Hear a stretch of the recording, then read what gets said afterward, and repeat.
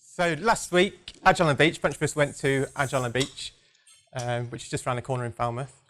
To start off, I thought I'd talk about myself first, which might seem a little bit odd, but I've been with SPD UK NetWeb going to Agile on the Beach for the past 6 years, 6 Agile on the Beaches. So as I've learned about Agile and become more agile, the conference has changed as we go along as well. So it's sort of gone from being right at the start. Right at the start, there was lots of references back to the Agile Manifesto, so it sort of felt more like a beginner's conference. It's still quite a lot of terminology, but sort of pretty much every talk referred back to the Agile Manifesto and got us there. It's sort of now, it seems a bit more like you're expected to be a bit more with it with Agile, which is sort of good for us because we're an Agile company. Also seen in Cornwall as well, that Agile's leaked out into lots of different companies. There's lots of people there from different companies in Cornwall who sort of taking on board this Agile thing and making it work for them. But it's also leaking out into other companies. There's event management companies who are doing Agile, lawyers who are doing Agile, marketing companies that are doing Agile using sort of stand-ups and post-it notes and boards and lots of stuff that we use, which is sort of good to see that it's not just this funny software thing, it's a real business thing. It's the other thing, because we've been going there every year as a team, we use it as a bit of a reset as well. So we normally come back and sort of have a little bit of a retrospective of Agile on the Beach and sort of have a look at what we've been doing. Should we change that? Have a look at that. Can we do some stuff better? Should we stop doing some stuff? Try something new? So last year we had a look at mob programming. We sort of played with no estimates and sort of see how that fits in the real world when customers want estimates and timescales and all that boring stuff. Yes, it's nice to sort of go back there and have a look at yourselves and how you're doing Agile. It's quite a nice marker in the year to sort of go to that conference, see all the experts, hear stories from people that are doing Agile, and then come back and have a look internally and see what we can do to make ourselves better at Agile.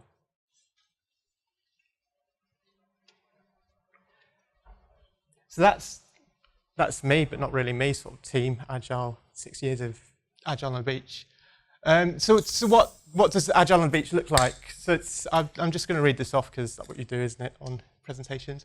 Agile on the Beach aims to provide space and expertise to enable delegates, both technical and business focused, to engage with Agile and apply to their own organisations. So that's what it says on the website.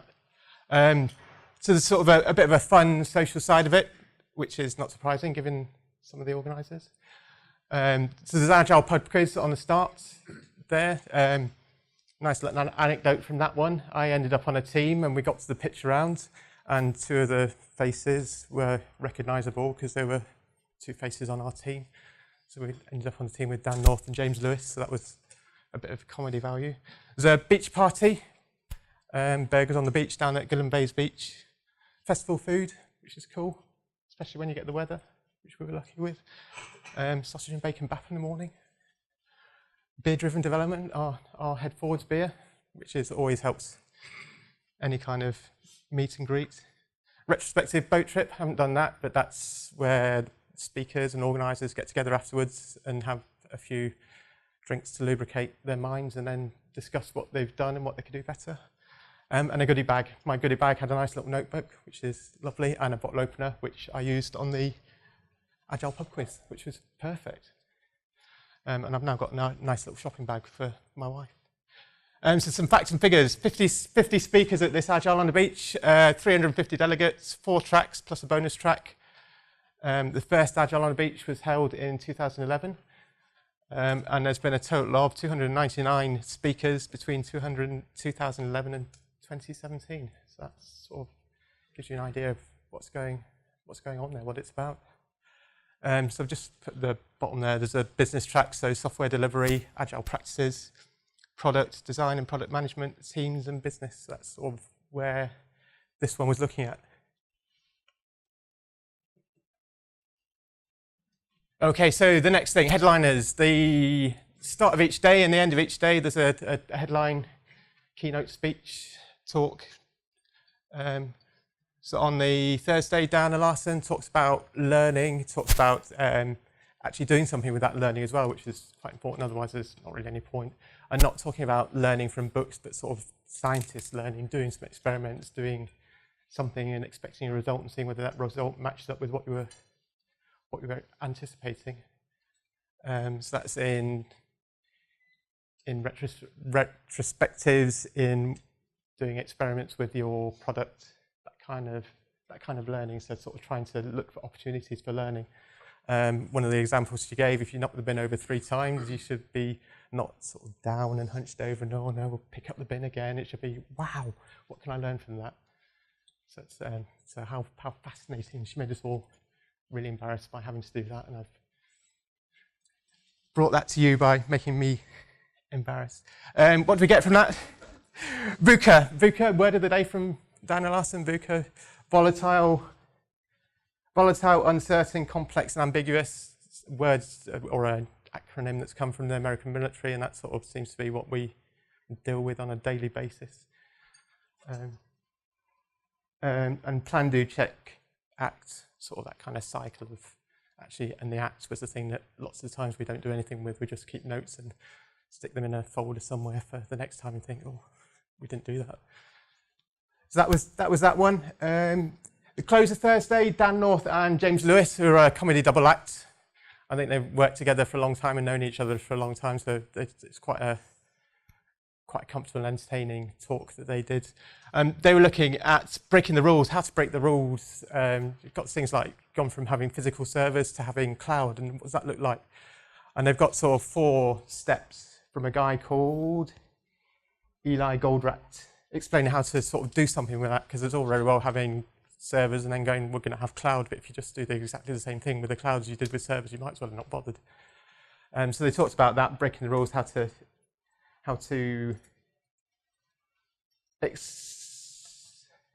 exploit technology, too many E's. Yeah, how to exploit technology, and there's sort of 4 steps to achieving that. So you go through that process. And one of the hardest ones I'm going to pick out is, what's the limitation of the thing that you're doing now? And they said that's should be one of the easiest. It's one of the hardest because it's stuff that's in plain sight. Things like servers, they're a capital in a business's expense sheet. So you're dealing with a physical asset, and cloud isn't an asset, it's just a service. So they looked at breaking the rules and how to exploit technology. Next one, Friday morning, James Groening, TDD, Agile Poker, the software craftsmanship guy. So he looked at technical excellence and a lot of stuff about bugs and why you should fix bugs sooner rather than later. The longer you leave a bug, the harder it is to find. It's like leaving your keys somewhere and you come back a week later to try and find them, and you have to retrace your steps, and it's harder to do that when you're retracing your steps a week later than it is if you do it straight away. So that, and it also brought up the test triangle as well. That sort of got picked up by a few people in the feedback that I asked for. So the test triangle is looking for really solid foundations. He had a little picture with bricks at the bottom, and that's your sort of foundations, and you should do lots of that. And then a bit further up the triangle, you've got wires and cables in his picture, and you're looking to make sure that when you put stuff together, it works. And then at the top of the pile, there's a few tests just for look and feel and make sure it feels right and it looks right and it's just behaving the way you're expecting. So he talks about that. The last talk of the Friday before we all went home was James Lewis back again. He works for a company called ThoughtWorks, and every now and again, I think it's twice a year, they sort of put out a briefing on, they look at technology, they look at what technology people are using, what technology they think they should start using or start thinking about using. And that was a bit of a Christmas carol of software. So it's the software of Christmas past, the software of Christmas present, and the software yet to come. Sort of a look through time, looks right back to the start of software, all the way through to the fact that we're all going to be living on Mars and our phone is going to have more computing power than all the humans on the planet. So that was the keynotes. And then the meat and veg of the conference. I crowdsourced this. I thought there's no point me waffling on about what I thought about all these talks, because I only went to a few of them and there were 50, so I can't be everywhere. So I did a quick survey, got some feedback. So the top talks, the tracks that attracted people, keynotes, but you'd expect that. That's where the experts are talking. So and they're really well polished and delivering their content. Next one down, software delivery. Lots of people interested in software delivery. And again, that's important. If you don't deliver it, you might as well have not written anything. And then teams. And again, Agile is about teams and people. So that's not surprising either. So, and then the top talks, Dan Larson, learning. I think learning was quite a theme throughout the conference as well. It sort of seemed to keep on appearing, and whether that's because that was the first thing people heard about, so it got reflected back again, or whether that was sort of an active choice, it seemed to keep on appearing. Fragile Agile, that was one of the team ones. It's looking at making sure people don't burn out, looking at signs that people are burning out. So just looking after the team, because if you haven't got a team, you've got no Agile anymore. You've just got a bunch of people pressing buttons. James Grunning, technical excellence. So again, that's sort of really important as well, because that's the other half of what we do. We've got people that do the things, and then the things that we're doing. So he was looking at TDD. So next up, what do people get from it? Just enough, just in time. Sort of looking at lean, I think. Automation is important, not just desirable. So it's important to automate stuff, get all this stuff that's manual and laborious done. End-to-end testing is overused, time-consuming, and that sort of echoes what James Grunning said about his testing triangle. Lots of people do lots of looking at the final thing, but sort of miss the fact that you get all the foundations right, and you don't have to do so much of that end-to-end testing.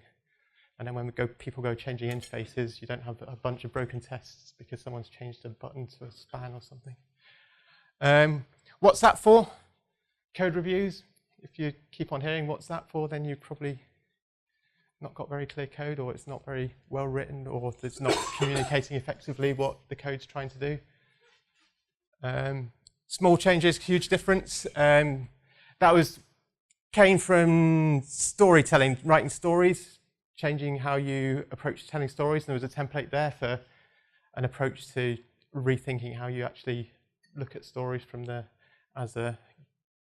I want to, and then business value, sort of rechanging that and rechanging the priorities to look at what the value is and what you're trying to solve, what the problems you're trying to solve. Are you trying to even solve a problem, or is it just something someone thought would be a good thing? But it's also, that's sort of small iterations, sprints, sort of all comes back to that as well, I think. Slow down. That came up quite a few of the talks about slowing down. Kevin Henley talks about katas. So in martial arts, there's the concept of deliberate practice and slowing down and doing something for the doing and not for the end result. Having time to think as well, 10% time, 20% time. Slack, that sort of goes back to learning. If you don't slow down, you've got no time to think or learn or consider what you've done. Delayed revenues or costs. So that was looking at opportunity costs and costing out the things that don't have a cost, that they really do have a cost. If you don't get your software out there, then what's that cost you? And sort of quantifying that. Going to sleep again.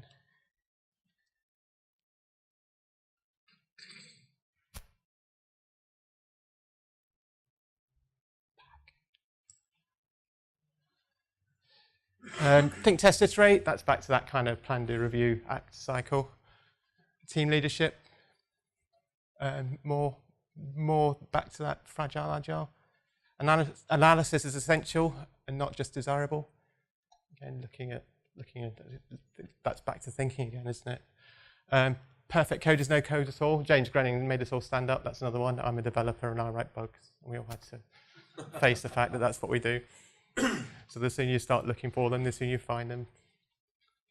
So that's one of his reasons to do test-driven development rather than what he called test-later development. Don't follow the crowd. Do what's right for you and your situation rather than doing what it says in the books or what you saw at a conference. Your mum is not a valid tester. I've paraphrased that. That was from one of the write-ups. So looking at real world, testing your stuff out in the wild with real people, not a fake test group. So the sooner you can get your stuff out, the sooner you can start learning. So it's back to learning again.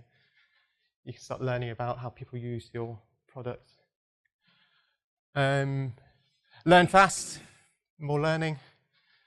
That was quite an interesting one. That was James Grunning again. Scrum was designed to expose organisational dysfunction, which is it's when you sort of try and fit around this Scrum pattern. If it's uncomfortable, it's probably because there's some external constraint stopping you following Scrum. And maybe that's what you should look at rather than changing Scrum to fit around your organisation, or maybe not. Move fast and break things.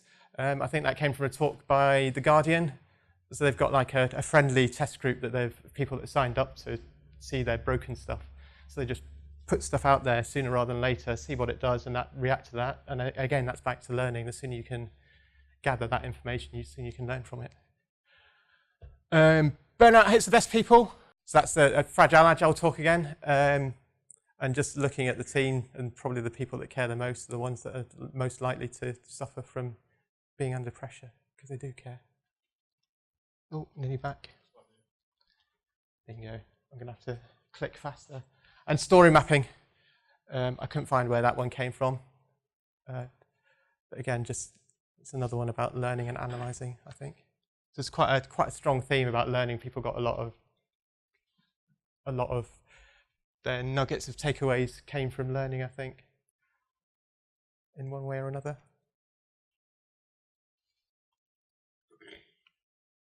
So, Agile on Beach 2018. Woody's always been named and shamed as turning up there next year. And we like him in SBD. He does no estimates and mob programming. So it's a bit alternative. So that's it. Has anybody got any questions? Perfect. Easy.